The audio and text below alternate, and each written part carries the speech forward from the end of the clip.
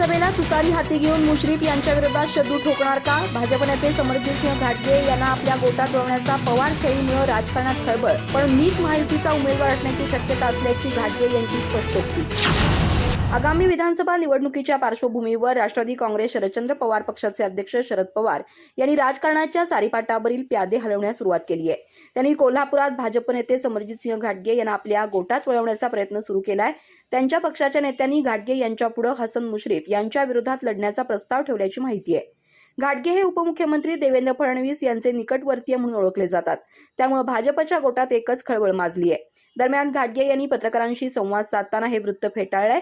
सूत्रांच्या माहितीनुसार सुप्रिया सुळे आणि समरजित घाटगे यांच्यात गत काही दिवसांपासून सातत्यानं बोलणी सुरू आहे. स्वतः शरद पवार यांनीही या प्रकरणी घाटगे यांच्याशी संवाद साधल्याची माहिती आहे. घाटगे यांनी अद्याप शरद पवार यांचा प्रस्ताव स्वीकारला नाही, पण ते या प्रस्तावावर विचार करत असल्याची माहिती आहे. शरद पवार गटाच्या प्रस्तावानुसार समरजित घाटगे यांनी भाजपला सोडचिठ्ठी दिली तर हा देवेंद्र फडणवीस यांना जबर झटका असेल. तसंच यामुळे उपमुख्यमंत्री अजित पवार यांच्या राष्ट्रवादी काँग्रेसचे मंत्री हसन मुश्रीफ यांचीही डोकेदुखी वाढेल. दुसरीकडे समरजित घाटगे यांनी शरद पवारांच्या पक्षाकडून आपल्याला असा कोणताही प्रस्ताव मिळाला नसल्याचं स्पष्ट केलंय. आगामी विधानसभा निवडणुकीत मीच महायुतीचा उमेदवार असण्याची शक्यता आहे. त्यामुळे मी भाजप सोडण्याचा प्रश्नच येत नाही असं त्यांनी सांगितल्याचं पुढे आलंय. पण राजकीय वर्तुळात या घडामोडीची खमंग चर्चा रंगली आहे. समरजित घाटगे हे देवेंद्र फडणवीस यांच्या विश्वासू नेत्यांपैकी एक आहेत.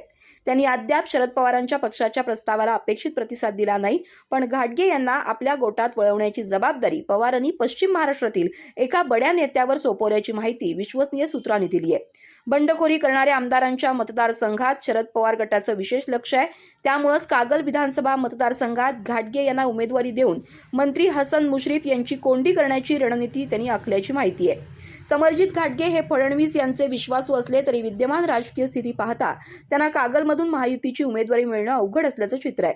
त्यामुळे शरद पवार गट त्यांना आपल्या पक्षात ओढण्याचा प्रयत्न करत आहे. उल्लेखनीय बाब म्हणजे गत विधानसभा निवडणुकीपूर्वी फडणवीसांनी स्वतः कागलमधून समरजित घाटगे यांची उमेदवारी जाहीर केली होती, पण त्यानंतर ही जागा शिवसेनेच्या वाट्याला गेल्यामुळे घाटगेंवर अपक्ष म्हणून निवडणूक लढण्याची वेळ आली होती.